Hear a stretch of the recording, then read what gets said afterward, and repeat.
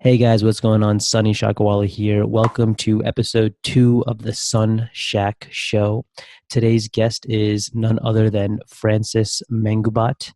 He is the co-founder of Advance Philly, which is a $40 million real estate sales team in Philadelphia, Pennsylvania.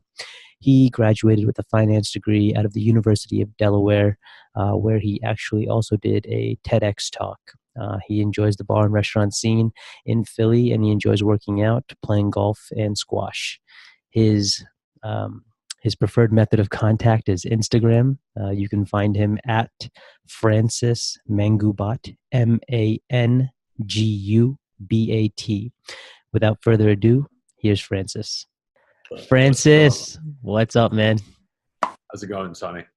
Pretty good, pretty good.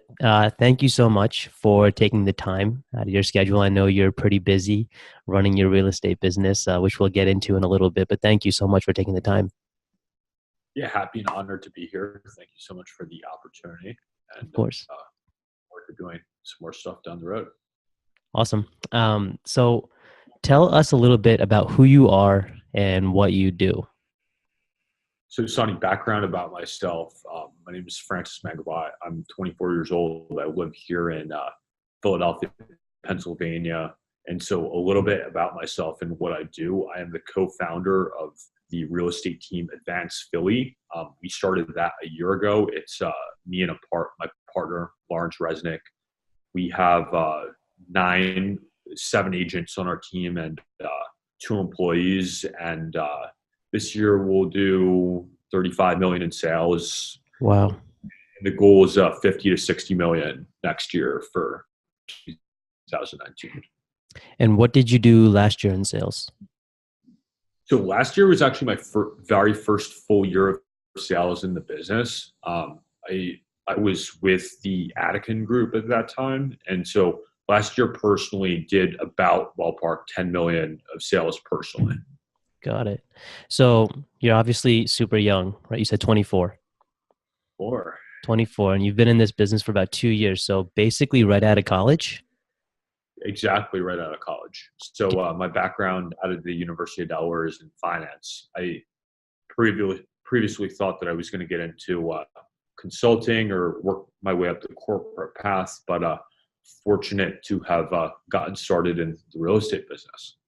Yeah. So like the question I want to ask you there is a lot of times real estate is kind of a second option for people, especially like a sales job might be a second option for people. But you had internships in college and you probably had good prospects coming out of college, because I also know that you were a good student in college. So why did you choose real estate over going into the corporate, trying to climb that corporate ladder?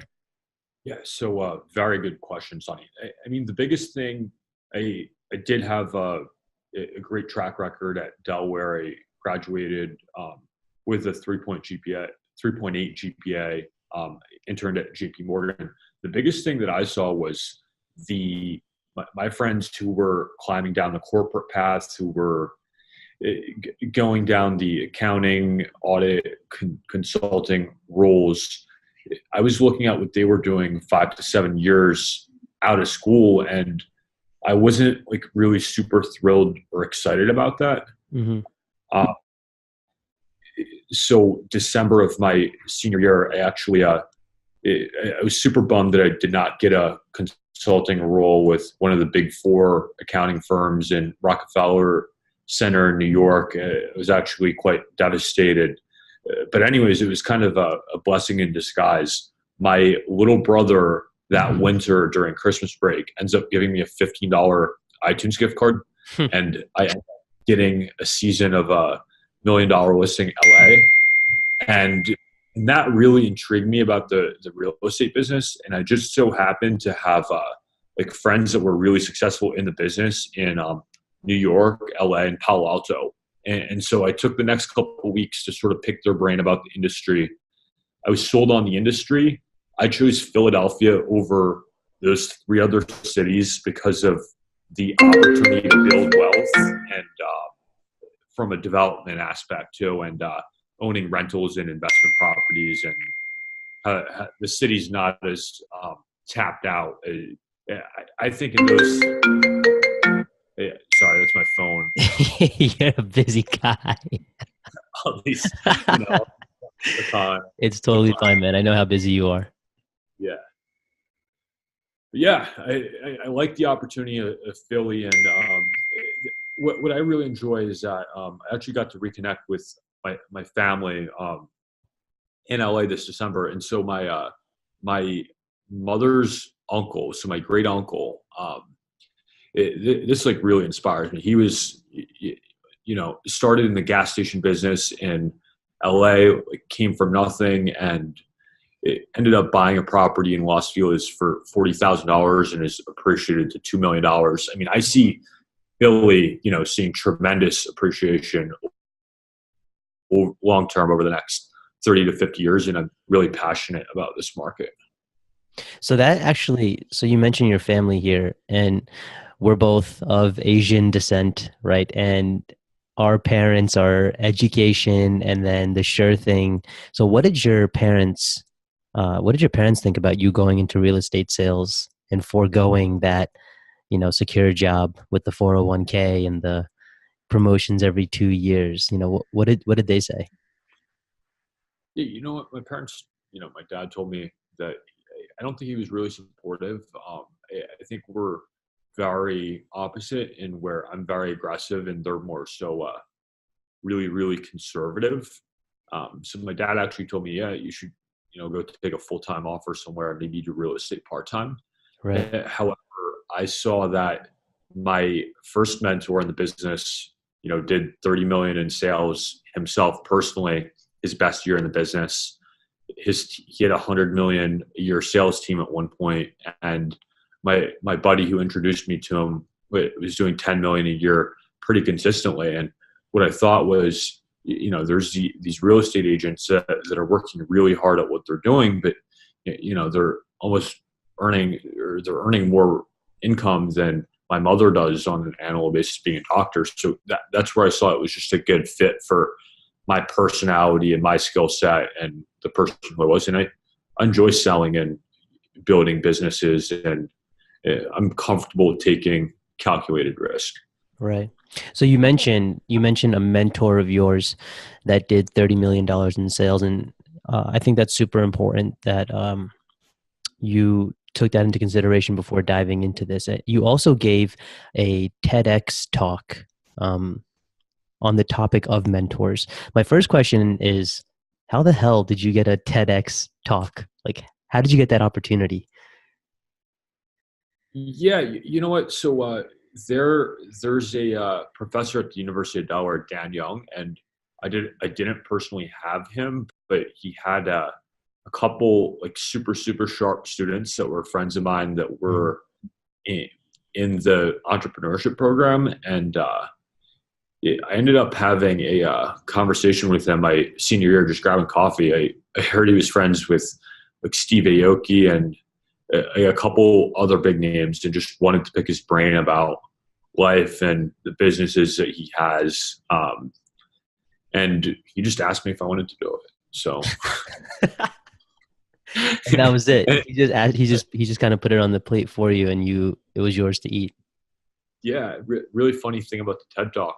Also, I think I just practiced for it like 2 days before, and I feel like it was just me being super genuine, speaking from the heart, nothing that was like scripted or anything. Wow. So that's something. So let's just rewind a little bit. I mean, I probably should have done this at the beginning of the conversation, but I want to tell the listeners how we know each other. So we met last year, in April of last year. Yeah. So anybody who knows me knows that I was helping one of my friends flip a few houses in Philly, and we were having trouble selling it, actually. So we ended up doing the work pretty quickly. We listed it, and it took a few months to get it sold. But we ended up transferring the listing to Francis and his team, and after we did that, it sold pretty quickly. And at that closing is where I met Francis. And I remember immediately after that closing, uh, the first thing you did was text me and ask me when's the next time I'm going to be in town and if we can get a coffee. So I think that's something that you are actually super good at, right? You are super good at following up, and you're super good at making it feel organic and natural. So can you talk a little bit about your strategy, I guess, or what you really do when you are trying to seek advice from someone in a mentor role? Yeah, I think the big thing that when seeking to take advice from someone that's in a mentor role, I think that everyone that I look to learn from is a lot more successful than I am. So I'm always looking at providing value to mentors. I'll give you an example. When I first got started as a rookie real estate agent, I mean, I haven't done any sales. I wasn't making any money, but all the big agents in the office who were doing a lot of sales, I mean, I would like try and sit next to them at classes, like get to know them on a personal basis.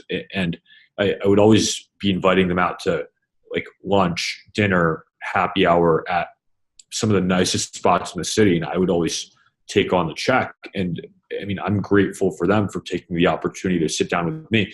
And if you look at that, if you look at that dollar amount that's being invested, it actually ends up being a very good return on your investment, because like any millionaire, if you look at their worth on a 40-hour, their time is worth $500 an hour. So, if you're taking someone to, even like a Barclay Prime or a Vetri for dinner, and you're sitting there for 2-3 hours, and the dinner ends up being like $200, you're still netting like plus 800. And what I've really done is I've internalized and I've learned from a lot of lessons that all these massively successful people have had, and I've looked to incorporate that into my life and my business. And I feel like that's why I've been able to get traction and really get the business going at a young age.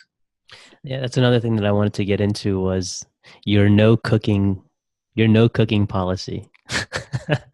Always going out to eat and So, never eating alone, right? yep, I eat 15 times a week. You eat out 15 times a week. Wow, that's crazy. And most of those meals you're usually eating with an associate or someone in this mentor role, right? Yeah, absolutely. I'd say it's they're either clients that I'm looking to work with, like friends of mine.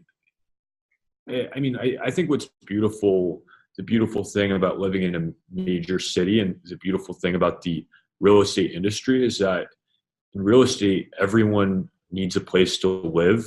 So everyone at some point is either going to be buying, selling, renting, or investing in real estate. And even if they're not, then they're going to know someone who is. So I, I just like being top of mind. Right. I want to be, when someone's even thinking about real estate, I, I just want to come first to mind when people are thinking about that and would want to refer me. And I, I think from a realtor perspective, I mean, I think the one thing that I do differently compared to a lot of other agents in the business is I actually have my money invested in the market. And, I work, I've partnered with some of my clients who are developing these new construction homes, and I own two new construction homes in the city, and I do have a rental. So I'm very, very familiar with the process and how that all works. Right. So we talked a little bit about the right way to get a mentor, right? Inviting them out, trying to add value to their lives. Um, what what's the wrong way to get a mentor? So for anyone listening here, right, who needs, like, what should they not do?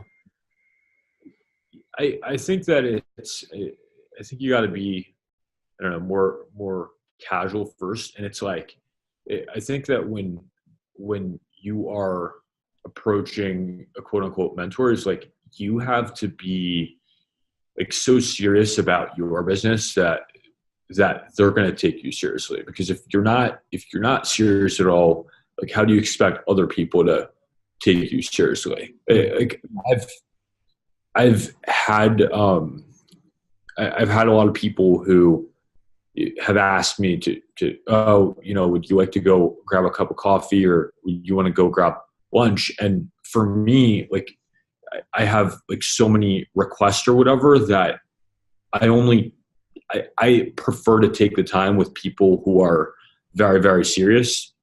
And if like someone's like not really serious with business, they're a part-time agent and they're not going to any of the classes and they're kind of lackadaisically going about it, then, I can't really like how do I invest in someone when they're unwilling to invest in themselves? So, Right. so I think was the biggest thing with me is that people saw that I was, very, very serious. I mean, I was always, even when I was getting started and having made $0 in real estate, I was the first one in the office and the last one out. And I was in the office reading like Millionaire Real Estate Agent and reading books and listening to audios and just looking to learn as much as possible.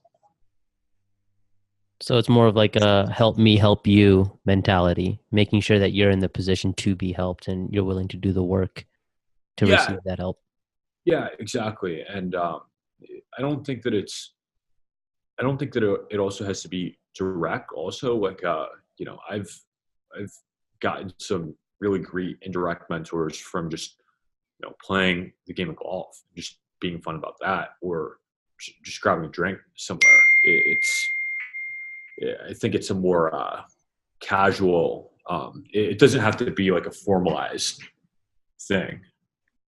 I totally agree with you. I actually sometimes look up to people as mentors that I've never even met before, right? So like if I'm listening to someone's podcast, let's call it, right?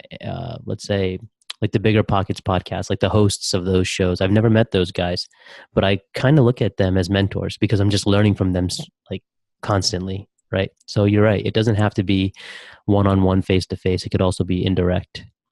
Right. So you did your TED Talk, I think about 2.5 years ago, right? So you were still in college during that time or no? I was, I graduated school in 3.5 years. So I was about 6 months into my real estate business, probably about like 2.5 years ago, a little bit less than that. So I guess the question I want to ask is, when I watched that TED Talk, some of the people you mentioned, obviously you mentioned your mother, right? As one of your big mentors in life. You mentioned Robert Kiyosaki. But so that was quite a while ago. Who are you looking up to today, right? Who's like the person you're picking the brain of the most? What I would say is that it's not one person almost Okay. that I aspire to be. I feel like I learn little bits of pieces from a lot of people who are very, very successful. I'll give you an example. One of my clients has 150 lots that he's developing right now. And I mean, one of the most successful developers in Philly. But what I really admire and respect is that, he's firing out emails at midnight, 1 o'clock in the morning. And you see someone who is already at the pinnacle of success and he's still going at it. One of my best friends is an incredibly successful developer at 23. And one thing that I've picked up from him is how he's just like, no matter how much money you make and how successful that you already are, you still, go and find deals like everywhere. When you're shopping for cars and you're shopping for clothes, let's get some deals here. You're looking for a rental. Like let's go get another deal. And right. So it seems like from the outside, right? It seems like everything's been going right for you, right? You had some early It took a little bit, like let's say 6 months, like maybe even a year, but it seems like you've been successful from the very beginning. So, what are some hurdles that uh, people around you may not know you have faced early on or even today? What are some obstacles that you faced that you can share with us? Yeah, that's actually a really good question. And I'd say when I was extremely little, I moved from the Philippines to America when I was 8, and when we first moved here, my mom had to redo residency and do fellowship for a year. So she was making like under $60,000 supporting a family of 5, and my dad was working a minimum wage job at an insurance company like Coca-Cola. And so growing up was, I mean, the first couple of years we were living off food stamps and was on a reduced lunch for school. It was like 25 cents for the lunch. And Mm-hmm. my parents had like 10 and 20-year-old cars. And I'd say that's always inspired me to take advantage of every opportunity that's out there. And uh, even through like high school, when I was a junior, I was working like over 40 hours a week at the country club. And I would actually look forward to working 40 hours a week because I would get that time and a half. Right. And in college and even post college, I can just say that I've taken advantage of every opportunity. So I think that like the struggle more came from when I was a little kid and I was a teenager, and I had to think of creative ways, or I just had to go work harder to go and afford golf clubs and golf lessons. And I think that has really affected my career at a young age because I've just worked harder and came up with creative ways to be able to get further on in my career, get it done for clients, and just get it done. Got it. Yeah. So humble beginnings. Yeah. Thank you for sharing that. Um, Yeah. so you're obviously a successful real estate agent, real estate broker. You have a huge team under you. Um, what are for if there's a real estate agent listening to this, what are some common mistakes young real estate agents make when they're entering this business? I'd say that especially new agents are trying to figure out how to do every little thing where they want to know how the home inspection works and they want to know the whole agreement A to Z. My thing was I just made it a priority to go and find clients, and I had a mentor that was extremely successful, had done like so many of these transactions. So we could just work on the transaction together. And at 6 in the morning, at midnight, they would go pick up the phone and tell me how to do it. And I just learned how to do the transactions through experience as opposed to like painfully getting through sale. And I think that when like as a new agent, once you do one transaction, you can do 100, but it makes you much more confident to go and get the second one done and the third one done. But my focus has always been business development and lead generation. Gotcha. Yeah, top of the funnel stuff. All right, I only have 2 or 3 more questions for you.